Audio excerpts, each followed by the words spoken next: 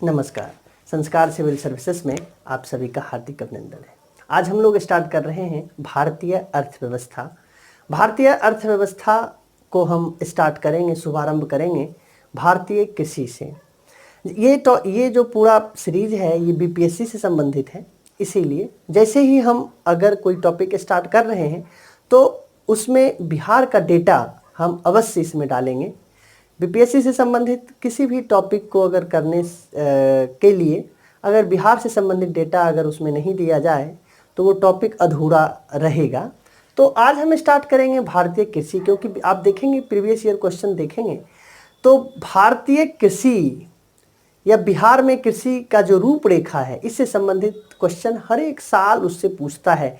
या कृषि से संबंधित जो क्षेत्र है, जैसे कृषि से संबंधित क्षेत्र में जैसे भूमि सुधार हो गया, उसके बाद कृषि साख हो गया, कृषि में आधुनिक तकनीक का उपयोग हो गया, जैविक कृषि को बढ़ावा देना हो गया, उसके बाद खाद्य प्रसंस्करण हो गया, कृषि में सब्सिडी हो गया, खाद्य सुरक्षा हो गया। ये सब टॉपिक हम एक एक करके हम स्टार्ट करेंगे। 8-10 टॉपिक है। एग्रीकल्चर स्टार्ट करते ही हम इस टॉपिक को एक एक करके हम प्रारंभ करेंगे। सबसे पहले आज हम देखते हैं भारतीय कृषि की रूपरेखा। मतलब ओवरऑल हम देखेंगे कि भारतीय कृषि का क्या योगदान है भारतीय अर्थव्यवस्था में, साथ में बिहार की अर्थव्यवस्था में। साथ में ही हम देखेंगे कि भारतीय कृषि और बिहार की कृषि के संदर्भ में क्या समस्याएं हैं, उसको हम देखेंगे। उसके बाद हम ये भी देखेंगे कि भारतीय या बिहार की कृषि में जो समस्याएं हैं, इस समस्याएं को खत्म करने के लिए, समाधान करने के लिए केंद्र सरकार और राज्य सरकार मिलके क्या क्या कर रही है, इसको भी हम देखेंगे। इससे संबंधित एक क्वेश्चन अगर आप देखें तो इस टॉपिक को बेहतर तरीके से पकड़ आपका हो जाएगा। जैसे क्वेश्चन आप कह सकते हैं कि कृषि भारतीय अर्थव्यवस्था की मुख्य आर्थिक क्रिया है, इसके योगदान की चर्चा करें। जैसे ये बोला कि कृषि भारत के अर्थव्यवस्था से संबंधित मुख्य आर्थिक क्रिया है और कृषि के योगदान की चर्चा करें। आप इंट्रोडक्शन देके कृषि का क्या क्या योगदान है उसको रिप्रेजेंट कर देंगे। उसके बाद बोल रहा है बिहार के संदर्भ में कृषि की समस्याओं के समाधान के उपाय को भी बताएं। तो ये यहाँ से अगर करना हो, मतलब आप योगदान बताते हुए, समस्या बताते हुए इसका समाधान भी बताए और क्या और किया जा सकता है ये भी बताएं। तो यहाँ से हम प्रारंभ करते हैं। तो सबसे पहले हम भारतीय कृषि के बारे में देखें तो आपको पता है कि भारतीय कृषि भारतीय अर्थव्यवस्था की रीढ़ है, सबको पता है, आपको भी पता है, बचपन से पढ़ते आ रहे हैं। उसके बाद आपको ये भी पता है कि भारतीय कृषि का जो योगदान है ना केवल खाद्य सुरक्षा में है, रोजगार में है, गरीबी निवारण में है, बल्कि उद्योग में भी कच्चा माल के रूप में है, पशुपालन को भी बेहतर करने में इसका योगदान है। साथ में आपको ये भी पता होगा, क्योंकि आप अर्थ इकोनॉमिक सर्वे अगर पढ़ते हैं, आप बिल्कुल पढ़े होंगे, तो इसमें आपको बिल्कुल पता होगा कि भारतीय कृषि का भारतीय जीडीपी में कितना योगदान है। बिहार का इकोनॉमिक सर्वे पढ़ते होंगे तो ये कितना योगदान है, उस फैक्चुअल डेटा को कैसे डाला जाए वो हम यहाँ से कोशिश करेंगे हर एक टॉपिक पे। पहले हम सामान्य क्वेश्चन को लेंगे टॉपिक के साथ, उसके बाद हम इससे थोड़ा सा एडवांस क्वेश्चन, जब टॉपिक 2-4 टॉपिक या एग्रीकल्चर का टॉपिक खत्म कर लेंगे तो कोरिलेट करके हम यहाँ पे रिप्रेजेंट करने की कोशिश करेंगे। अभी तो रूपरेखा है, समस्या समाधान और महत्व योगदान पे है, इसलिए हम इसी क्वेश्चन को हम आगे बढ़ाते हुए एग्रीकल्चर का जितना भी समस्या या उसका योगदान है उसको हम चर्चा करेंगे। सबसे पहले आता है क्वेश्चन, अगर हम प्रारंभ करते हैं तो इंट्रोडक्शन कैसा होना चाहिए। तो इंट्रोडक्शन, जैसा कि हम लोग स्टार्टिंग से देख रहे हैं कि इंट्रोडक्शन में एक सतही नॉलेज नहीं होना चाहिए। इंट्रोडक्शन को थोड़ा सा डाइवर्सिफाई करना बहुत जरूरी होता है, ताकि आपको इंट्रोडक्शन में लगे जो डायमेंशन इसका बहुत ज़्यादा है। और जैसे ही एग्रीकल्चर के बारे में आते हैं, भारत के एग्रीकल्चर और बिहार के एग्रीकल्चर विशेष करके आएंगे तो इसमें बहुत सारे डायमेंशन हैं। तो हमें कोशिश करना है कि कम समय में, कम पेज में, आपको 300 से 400 पेज शब्द ही लिखना है। उसमें आप बेहतर तरीके से उसमें आप अनेक डायमेंशन को वहाँ पे रखें और कम समय में, आपके मुश्किल से 20 मिनट का समय वहाँ पे होगा जीएस क्वेश्चन लिखने के लिए, उस 20 मिनट में डायग्राम के माध्यम से कम समय में और अधिक से अधिक अंक प्राप्त करें, अधिक से अधिक डायमेंशन उसमें डालने का कोशिश करें। तो इसके लिए हम देखेंगे कि कैसे क्वेश्चन को प्रारंभ किया जाए। तो सबसे पहले अगर, क्योंकि एग्रीकल्चर संबंधित सब कुछ आपको पता है, ये सबको पता है, लेकिन उसको कैसे एक सिस्टमेटिक तरीके से आगे बढ़ाया जाए उसको हम आज स्टार्ट करते हैं। सबसे पहले अगर हम इंट्रोडक्शन देना हो, इंट्रोडक्शन आपका 50 से 40 शब्द में होना चाहिए। अगर आप 35 शब्द में दे तो भी ठीक है, लेकिन 50 शब्द में, क्योंकि आपका 400 का है तो 45 से 50 शब्द में दे सकते हैं। कभी कभार ये थोड़ा बढ़ जाता है, 55-60 भी हो सकता है, लेकिन आप कोशिश करें 50 से कम ही होना चाहिए। हम अगर दें तो थोड़ा सा, ये तो हम कोशिश कर रहे हैं, हो सकता है इसमें 1-2 लाइन आपका छूट जाए, लेकिन इसमें हम इस रूप में स्टार्ट कर सकते हैं। सबसे पहले कि भारत और बिहार जैसी अर्थव्यवस्था का मूल आधार कृषि है। ये नॉर्मल सेंटेंस से स्टार्ट किए।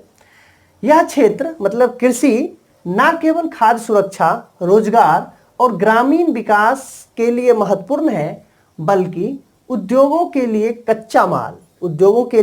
कच्चा माल और गरीबी निवारण में भी महत्वपूर्ण योगदान रखता है। कृषि का योगदान देती है, ये यहाँ पे दे दिए। अब इसमें पता चल गया, खाद्य सुरक्षा को भी रख लिए, उसके बाद गरीबी निवारण को भी डायमेंशन डाल दिए इसमें, उसके बाद रोजगार को भी डाल दिए। तो सारे चीज को यहाँ पे कवर कर लिए। अब आगे हम कुछ, आपके पास फैक्चुअल डेटा है तो वहाँ पे डाल दें ताकि वो वहाँ पे रिफ्लेक्ट होता रहेगा। जैसे कृषि का जीडीपी में 16.5% योगदान है और बिहार के जीएसडीपी में लगभग 20% इसका योगदान है।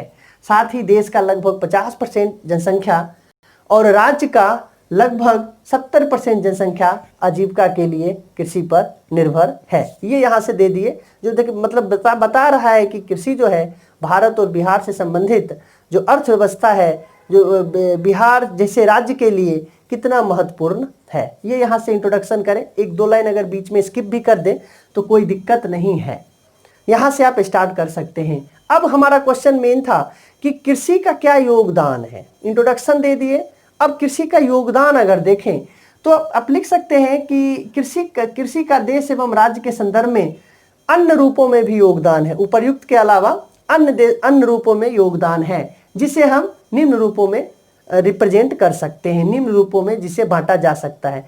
आप उसको अगर एक डायग्राम में दे सकते हैं, थोड़ा सा सेपरेट रूप में देंगे तो आपका आंसर और ज़्यादा बेहतर होगा। जैसे प्राथमिक क्षेत्र में योगदान दे दीजिए कृषि का, द्वितीयक क्षेत्र में दे दीजिए, उसके बाद तृतीयक क्षेत्र में दे दीजिए। सारे डायमेंशन यहाँ पे क्लियर हो जाएंगे। प्राथमिक क्षेत्र में योगदान जैसे ही आप देखेंगे तो खाद्य सुरक्षा को पूरा करने में कृषि का बहुत बड़ा योगदान है।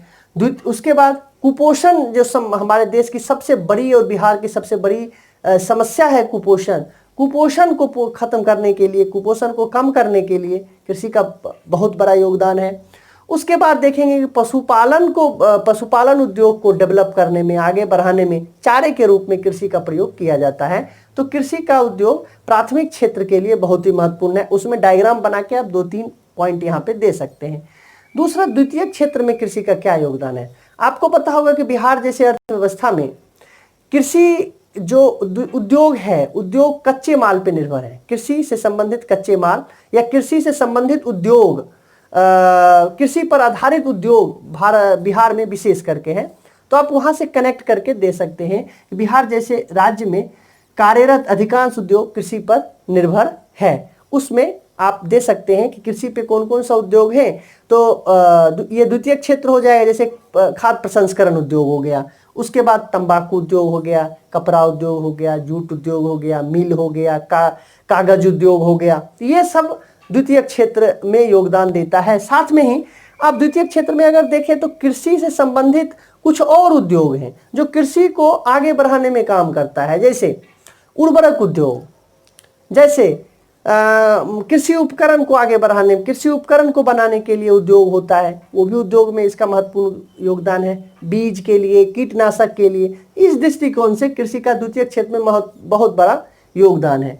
तृतीय क्षेत्र में आप योगदान देख लें तो तृतीय क्षेत्र में सबसे बड़ा योगदान तो बैंकिंग का है, कृषि शाख को आगे बढ़ाने में और किसान तक ऋण को पहुंच करने के लिए बैंकिंग सिस्टम एक बहुत बड़ा योगदान रखता है। तो बैंकिंग सेक्शन में जितने भी कर्मचारी हैं तो उस कर्मचारी का बैंकिंग का डिपेंडेंसी किसान से संबंधित है। तो कृषि का तृतीय क्षेत्र में अर्थात बैंक में भी मतलब रोजगार में भी बहुत बड़ा योगदान है। बीमा एक इतना बड़ा बीमा है, जैसे आप प्रधानमंत्री फसल बीमा योजना, इसमें भी कृषि का योगदान है। इससे संबंधित जितने भी रोजगार हैं, इससे संबंधित जितने भी प्रॉफिट हो रहे हैं, कृषि के वजह से हो रहे हैं, कृषि के माध्यम से हो रहे हैं, तो कृषि का योगदान बीमा क्षेत्र में भी है।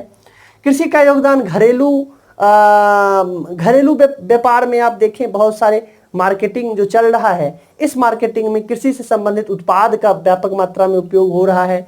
घरेलू व्यापार, उसके बाद विदेशी व्यापार, निर्यात में भी कृषि संबंधित उत्पाद का बहुत बड़ा योगदान है। तो एक व्यापार में भी कृषि का योगदान है। उसके बाद देखेंगे कि रोजगार, एक बहुत बड़ी मात्रा में रोजगार भारत जैसे देश में और बिहार जैसे राज्य में बहुत बड़ी मात्रा में रोजगार जो कृषि पे आधारित रोजगार है। कृषि या कृषि से संबंधित जो क्षेत्र है उससे संबंधित उस पे आधारित रोजगार बहुत व्यापक मात्रा में। इस दृष्टिकोण से देखें कि कृषि का अर्थव्यवस्था के हर एक सेक्टर में इसका योगदान है। आप योगदान दे दिए, उसके बाद आप 2 लाइन लिख सकते हैं, क्योंकि आप कंटिन्यू फ्लो चार्ट नहीं दे सकते हैं। 2 लाइन लिख दीजिए, 2 लाइन लिख के उसके बाद फिर फ्लो चार्ट आप स्टार्ट कर सकते हैं। जैसे आप लिख इस प्रकार, कृषि का अर्थव्यवस्था के सभी क्षेत्रों में योगदान है। आप दे सकते हैं इस रूप में, हर क्षेत्र में, प्राथमिक, द्वितीय, तृतीय, हर एक क्षेत्रों में योगदान है। योगदान के साथ साथ सामाजिक आवश्यकता को भी पूरा करने के लिए बहुत बड़ा योगदान रखता है, क्योंकि जब तक किसान समृद्ध नहीं होगा तब तक वो शांतिपूर्ण जीवन व्यतीत नहीं कर सकता है, सुख से नहीं रहेगा, समृद्धि उसका नहीं होगा। तो सामाजिक आवश्यकता, ताना बाना, वो भी कृषि से संबंधित जुड़ा हुआ है। जितना भारत के किसान समृद्ध होंगे, उतना भारत का समाज, भारत का सभ्यता, भारत का संस्कृति और ज्यादा हेल्दी होगा और बेहतर तरीके से लोग आपस में परस्पर भाईचारा के माध्यम से रहेंगे। तो इस रूप में कृषि का योगदान तो है ही अर्थव्यवस्था के हर एक क्षेत्र में, साथ ही सामाजिक आवश्यकता को पूरा करने के लिए भी कृषि का बहुत बड़ा योगदान है। आप योगदान दे दिए। अब हमारा क्वेश्चन है कि बिहार जैसे राज्यों में कृषि की जो समस्या है उसका कैसे समाधान होगा। तो जब तक आप समस्या नहीं देंगे तब तक समाधान कैसे बताएंगे। तो समस्या, अब बिहार, क्योंकि भारत का जो सेक्टर है कृषि का, उसमें जो समस्या है वो ही समस्या सेम बिहार में भी आपको मिल जाएगा, लेकिन बिहार से थोड़ा उसमें जोड़ के लिख देंगे। जैसे आप यहाँ लिख सकें, कृषि का उपयुक्त योगदान के बावजूद भी देश और राज्य के स्तर पे कृषि में अनेक समस्याएं हैं। कृषि संबंधित अनेक समस्याएं हैं देश के स्तर पे और राज्य के स्तर पे, दोनों को कोरिलेट करते हुए आगे बढ़िए। जैसे कृषि के साथ समस्याएं, आप एक डायग्राम बना लीजिए, क्योंकि डायग्राम का रूपरेखा एक नहीं होना चाहिए। अगर आप ऐसे डायग्राम बना रहे हैं तो यहाँ पे कुछ और तरीके से अलग डिजाइन से डायग्राम बने, ताकि आपका कॉपी थोड़ा सा इफेक्टिव लगे और थोड़ा सा डिजाइन में लगे। ऐसा ना जो एक ही मतलब तरीके से आप कंटिन्यू फ्लो चार्ट बनाते रहें, वो मतलब थोड़ा सा इंप्रेसिव नहीं होता है। तो अब यहाँ पे इस तरीके से बना सकते हैं। जैसे अब कृषि के साथ क्या समस्या है आपको पता है, 8-10 समस्या पता है, लेकिन उसको थोड़ा सा ऐसा हमें बताना है जो बिहार से संबंधित भी हो और भारत से संबंधित हो और उसका समाधान भी समस्या से जुड़ा हो, तो आप थोड़ा लिंक कर पाएंगे। हालांकि हम हर एक टॉपिक को बेहतर तरीके से, जैसे भूमि सुधार है तो उसको बेहतर तरीके से हम पढ़ेंगे, जैसे कृषि साख की समस्या है तो बेहतर तरीके स्पेशल टॉपिक में पढ़ेंगे। जैसे जैसे यहाँ पे भूमि का विखंडीकरण है, तो भूमि का विखंडीकरण भारत के संदर्भ में भी है, बिहार के संदर्भ में बहुत बड़ा ज्वलंत समस्या है। तो भूमि का विखंडीकरण जो भारत के संदर्भ में, आपके पास अगर फैक्चुअल डेटा हो तो वहां डाल सकते हैं कि राष्ट्रीय स्तर पे अगर भूमि देखें तो लगभग 1.08 हेक्टेयर है। हालांकि कहीं पे 1.10 हेक्टेयर है, कहीं पे 1.08 हेक्टेयर है, लेकिन आप देख सकते हैं लगभग 1 हेक्टेयर राष्ट्रीय स्तर पे औसत जोत का आकार है, जो बहुत ही दुखदाई है, क्योंकि जब तक जोत का आकार व्यापक नहीं होगा तब तक हम आधुनिक कृषि को बेहतर तरीके से नहीं अंजाम दे सकते हैं। कृषि का आधुनिकीकरण करने में असमर्थ हम रह जाएंगे, मशीनीकरण नहीं हो पाएगा। तो हम राष्ट्रीय स्तर पे 1.08 हेक्टेयर कृषि का औसत मतलब जोत का औसत आकार 1.0 हेक्टेयर है, और बिहार के स्तर पे 0.39, बहुत कम है, औसत लेवल से बहुत आधा से भी कम है। यह है economic survey, recent economic survey, Bihar economic survey के अकॉर्डिंग 0.39 हेक्टेयर है। जोत का औसत, ये भूमि का विखंडीकरण। अब इसमें लिख सकते हैं कि इससे आधुनिक खेती को आगे बढ़ाने में कठिनाई होती है, ये एक समस्या है। दूसरा समस्या देखेंगे, छोटे एवं सीमांत किसान की बढ़ती भागीदारी। भारत और बिहार जैसे क्षेत्र के लिए ये बहुत बड़ी समस्या है कि हमारे लगभग राष्ट्रीय स्तर पे देखें तो किस छोटे और सीमांत किसान 85% से ज़्यादा हैं राष्ट्रीय स्तर पे। बिहार के स्तर पे देखें तो छोटे और सीमांत लघु सीमांत किसान जो हैं, छोटे और सीमांत किसान, ये लगभग 95% से ज़्यादा हैं। आपको फैक्चुअल डेटा दे सकते हैं कि बिहार के स्तर पे छोटे और लघु किसान जो किसान हैं वो 95% से ज़्यादा हैं, वहीं राष्ट्रीय स्तर पे लगभग 85% से ज़्यादा हैं, जो बहुत ही कृषि के लिए एक बेहतर नहीं है। तीसरा देखेंगे, कृषि का मशीनीकरण विश्व के अन्य देशों की तुलना में बहुत ही कम। आर्थिक सर्वेक्षण 2018-19 कहता है कि जो यूएसए जैसे देश में कृषि का मशीनीकरण 95% है, ब्राज़ील जैसे देश में कृषि का मशीनीकरण लगभग 75% है, चीन जैसे देश के लिए 57% है, जबकि भारत जैसे देश के लिए सबसे कम अर्थात 40 से 45% है, जो बहुत ही दुखदाई है। तो ये भी एक बहुत बड़ी समस्या है कृषि के लिए। और उसमें भी अब बिहार के बारे में देखें तो राज्य स्तर पर अगर आप देखते हैं कि पंजाब हरियाणा में कृषि का मशीनीकरण आगे है, तो बिहार जैसे राज्यों के लिए कृषि का मशीनीकरण बहुत ही निम्न है। वहाँ पे 2 लाइन में डाल सकते हैं। उसके बाद तीसरा देखेंगे कि औसत उत्पादन और उत्पादकता विश्व के अन्य देश के तुलना में भारत में बहुत कम, और राज्य में अगर देखें तो पंजाब हरियाणा के तुलना में बिहार का औसत उत्पादन बहुत ही निम्न है। तो यहाँ पे औसत उत्पादन भी कम है। उसके बाद आप देखें कि कृषि के उत्पाद का जो विपणन होता है, विपणन की बहुत बड़ी समस्या है। किसान को जो उत्पाद का उचित मूल्य नहीं मिल पाता है, जिससे हमारा जो किसान है वो किसान खेती से मुंह मोड़ लेते हैं और खेती से कृषि जो व्यवसाय है उसको छोड़ रहे हैं बहुत सारे किसान। तो आप ये भी समस्या है, कृषि उत्पादों का विपणन एक बहुत बड़ी समस्या है। खाद्य प्रसंस्करण के अभाव में भारत और बिहार जैसे राज्यों के से संबंधित बहुत से सारे जो खाद्यान्न हैं ये नष्ट हो जाते हैं, तो एक ये भी समस्या है। चौथा आप कह सकते हैं कि कृषि से संबंधित आधारित संरचना का अभाव है कृषि संबंधित। जैसे अगर हम विपणन के लिए जा रहे हैं तो रोड नहीं है बेहतर, एपीएमसी अगर मार्केट में बेचने जा रहे हैं तो बेहतर तरीके से इंफ्रास्ट्रक्चर नहीं है। उसके बाद एक जगह से दूसरे जगह ले जाने के लिए कोई व्यवस्था नहीं है, बेहतर प्रॉपर व्यवस्था नहीं है। हालांकि इसके लिए सरकार कुछ काम कर रही है, उसको हम किसान रथ वगैरह हम पढ़ेंगे, अभी आगे पढ़ेंगे। लेकिन समस्याएं में ये बहुत ज्वलन समस्या है। बहुत सारे जैसे बिहार जैसे राज्यों में अभी भी बहुत सारे लोग हैंडपंप से सिंचाई करते हैं, जो कृषि में जो सिंचाई के लिए जो होना चाहिए इंफ्रास्ट्रक्चर, बेहतर इंफ्रास्ट्रक्चर, उसका अभाव है।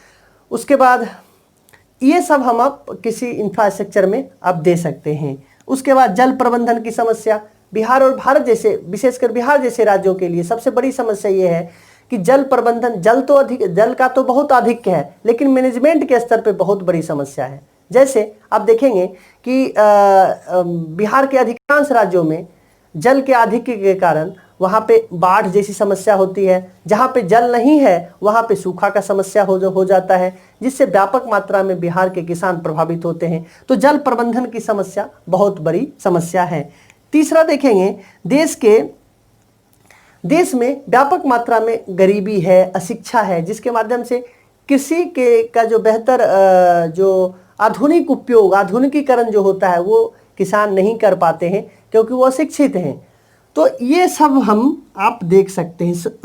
उसके बाद नेक्स्ट भी आप ये भी देख सकते हैं, कृषि की साख की समस्या। कृषि जैसे आप आर्थिक सर्वेक्षण 2018-19 कहता है कि जो लगभग 2018-19 के लिए सरकार ने हालांकि 13.5 लाख करोड़ कृषि साख का प्रबंध किया है, जिसमें लगभग 9 लाख करोड़ नवंबर तक उन्होंने डिस्ट्रीब्यूट कर दिया, कृषि साख ऋण उपलब्ध करा दिया। लेकिन उसका डेटा कह रहा है कि पूर्वोत्तर क्षेत्र में सिर्फ टोटल ऋण का 1% ही किसान लाभ ले पाए। तो एक ये भी समस्या है कि बिहार जैसे राज्यों के लिए कृषि साख सबसे बड़ी समस्या है। उसके बाद क्योंकि बिहार जैसे राज्यों के लिए किसान किस पे, महाजन पे निर्भर होते हैं, जो एक शोषण का बहुत बड़ा दुष्चक्र है महाजन। उसके बाद कृषि में आधुनिक साधन का उपयोग कम, जैसे आधुनिक बीज का उपयोग हम नहीं कर पाते हैं। उसके बाद आधुनिक कीटनाशक का उपयोग नहीं कर पाते हैं, आधुनिक जो तकनीक का उपयोग नहीं कर पाते हैं। ये 8-10 समस्या है, वो कहीं भी आप एक डायग्राम से लेके लिख सकते हैं। तो ये कृषि का एक ओवरऑल भारत और बिहार के संदर्भ में कृषि की समस्या है। आपको समस्या पता चल गया तो आप उसको समाधान के रूप में लिख सकते हैं। अब इस प्रकार समस्याएं से देश और विशेषकर बिहार राज्य स्तर पर कृषि विकास को प्रभावित कर रही है। ये जो प्रकार की समस्याएं हैं देश के स्तर पर तो प्रभावित कर ही रही है, साथ में बिहार के स्तर पे भी कृषि को प्रभावित कर रही है। इस चुनौतियों के समाधान के लिए केंद्र एवं राज्य स्तर पर अनेक प्रयास किए जा रहे हैं। मतलब केंद्र और राज्य के स्तर पर कौन कौन सा प्रयास है उसको लिख देंगे। हालांकि हमने देखा था कि उसमें समाधान के लिए क्या उपाय है, तो हम इसको 2 अलग अलग लिख देंगे, थोड़ा सा और ज्यादा बेहतर होगा। जैसे देश के स्तर पे क्या समाधान किया जा रहा है तो लिख सकते हैं, यहाँ पे हमने सबसे बड़ी समस्या भूमि का विखंडीकरण पढ़े थे। अब इसी समस्या के अनुरूप समाधान देंगे। भूमि का विखंडीकरण के लिए सरकार क्या कर रही है, केंद्र सरकार क्या कर रही है? भूमि का विखंडीकरण के लिए केंद्र सरकार का model agriculture land leasing act 2016 pass की है। केंद्र सरकार एक बहुत बड़ा कदम उठाई है। दूसरा, मॉडल कॉन्ट्रैक्ट फार्मिंग एक्ट 2018 यहाँ पे ये किया है। तो 2 काम किया है कि भूमि का विखंडीकरण ना हो और एक बड़े मात्रा में लोग आधुनिक कृषि कर सके। तीसरा, मशीनीकरण के बारे में यहाँ पे था कि भारत जैसे देशों में कृषि का मशीनीकरण नहीं हो रहा है, तो मशीनीकरण के लिए बहुत से सारे योजना भारत सरकार कर रही है, जिसके माध्यम से मशीनीकरण को आगे बढ़ाया जाए, जिसमें कृषि मशीन बैंक की भी स्थापना कर रही है। हालांकि हम आधुनिक कृषि को बढ़ावा देने के लिए उसमें व्यापक रूप में पढ़ेंगे। उसके बाद कृषि साख को पूरा करने के लिए हर कई बजट में आप देखेंगे कि 2018-19 का जो आर्थिक सर्वेक्षण है, 2018-19-20 के लिए केंद्र सरकार 13.5 लाख करोड़ कृषि साख की व्यवस्था की है, जिसमें लगभग 9 लाख करोड़ उन्होंने डिस्ट्रीब्यूट भी कर दिया। कृषि भी साख के लिए केंद्र सरकार काम कर रही है। उसके लिए विपणन के लिए, जैसे यहाँ पे उचित मूल्य नहीं मिल पाता था, तो विपणन के लिए सरकार घरेलू स्तर पे भी और विदेश निर्यात के स्तर पे भी वो सुधार की है। जैसे घरेलू स्तर पे आपको हाल ही में एपीएमसी एक्ट में परिवर्तन किया है, ई नाम प्लेटफॉर्म लाया है, उसके बाद ई ग्राम बनाया है। तो ये सब है। निर्यात में भी बहुत सारे कृषि नीति, निर्यात नीति लाई है। बहुत सारे कृषि उत्पाद पे टैरिफ लगाया है, जिससे भारतीय किसान को संरक्षण दिया जाए। भारतीय कृषि उत्पाद के कृषि निर्यात में सब्सिडी दे रही है। तो ये विपणन के लिए हो गया। उसके बाद कृषि निर्यात नीति, उसके बाद कृषि संबंधित आधारित संरचना के लिए हाल ही में देखेंगे आत्मनिर्भर भारत अभियान के तहत 1 लाख करोड़ का अवसंरचना कोष की व्यवस्था की है, जिससे कृषि संबंधित आधारित अवसंरचना को विकसित किया जाए। तो यहाँ पे दे देंगे। फसल जोखिम, फसल बर्बाद हो जाता था, आपदा प्राकृतिक, बिहार जैसे राज्यों के लिए बहुत बड़ी समस्या थी। कभी सूखा, कभी बरसात, कभी चक्रवात, कभी कुछ, चक्रवात तो नहीं। तो इस वजह से फसल जोखिम के लिए प्रधानमंत्री फसल बीमा योजना का प्रारंभ किया गया।